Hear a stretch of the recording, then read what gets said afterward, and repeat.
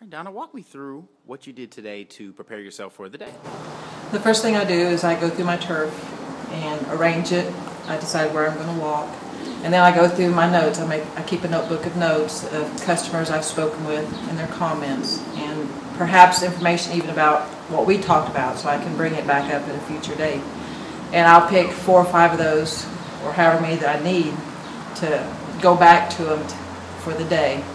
And that's usually where I start the day with. I'll get in the field by 11 o'clock, and I'll go through my warm leads. These are what I call warm leads.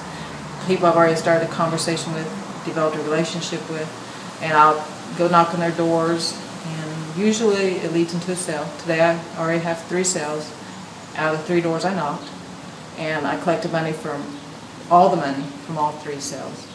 And one thing I've learned is going through this is you got to keep yourself motivated. Don't go into it with a negative attitude, because they'll kill your day.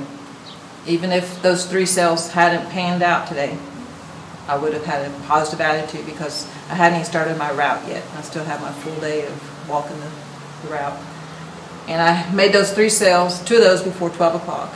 And the 3rd one by 12:30. I had already made 3 sales, and my day had just officially begun. What aspects do you think are most important to master in door-to-door sales? Relationships and consistency and continually knocking on doors. I'll give you an example. There's one person I went to, I've gone 4 times. It took 4 trips to get the sale. The 3rd time I went, they definitely said no. But they had 2 dogs that I really enjoyed.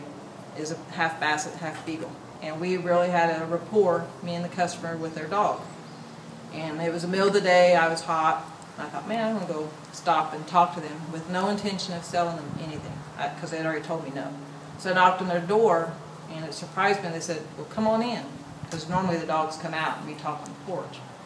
So I was kind of thrown off a little, and I went in, and they said, well, have a seat. We want a double play. And we didn't even hardly talk about the dog at all. And I sold them, and it was the 4th pass, and they'd already told me no, so I'd given it as being never interested. I was totally surprised. And that wasn't the first time that's happened. I've made a sale yesterday, day before yesterday, where it was the 4th pass. Same instance, they'd already told me no. Actually, the lady told me no twice, and I just happened to be passing by and stopped to talk to her. She ended up asking me about my product. What advice would you give to reps who are trying to be consistently successful in the field? Motivation. Stay positive. Your attitude is everything. If you go with a negative attitude, you're going to hurt yourself.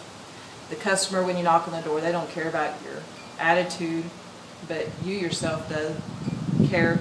And if you go in the field with a negative attitude, you're hurting yourself more than anybody. And consistency. Stay consistent, even on the bad days, rainy days, even if bad things are happening at home.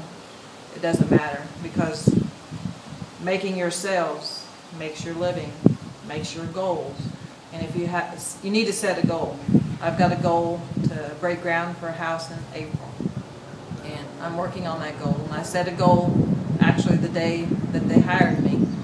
I was shocked when they said 2 sales a day was what was expected, and I remember my mouth fell open. I thought, 2, I should get 5.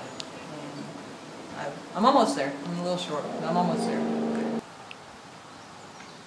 Knock doors, build relationships. Relationships is the key. If you don't make relationships with the people you're talking to behind those doors, it's going to be hard to continue your position, because you've got to develop relationships. They are walking hand in hand with you in this sale.